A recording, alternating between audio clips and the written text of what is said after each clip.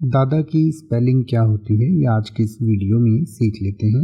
और इसके अलावा दादी, चाचा, चाची, बुआ, फूफा को इंग्लिश में क्या कहते हैं और उनकी क्या स्पेलिंग होती है ये भी सीख लेते हैं। दादा को इंग्लिश में वैसे तो ग्रैंडफादर कहा जाता है, लेकिन ग्रैंडफादर दादा और नाना दोनों को कहा जा सकता है।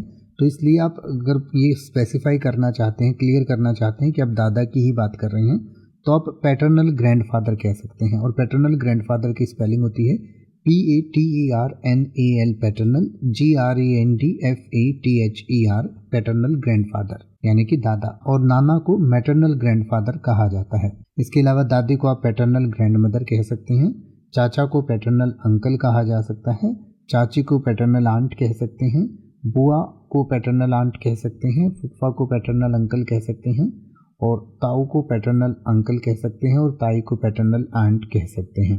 इसके अलावा अगर आप बुआ को बुआ भी लिखते हैं तो भी चलेगा, क्योंकि इंडिया में सभी समझते हैं।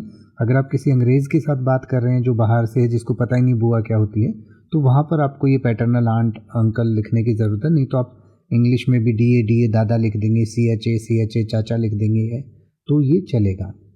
अब आप किसी भी वर्ड का मतलब हिंदी और इंग्लिश में YouTube पर सर्च कर सकते हैं। आपको मेरी वीडियो मिल जाएगी जिसमें आप बिना किसी फालतू बकवास के सीधा उस वर्ड का मतलब समझ पाएंगे। तो ऐसी ही वीडियोस को देखते रहने के लिए चैनल को सब्सक्राइब करें और बेल आइकन को प्रेस करें।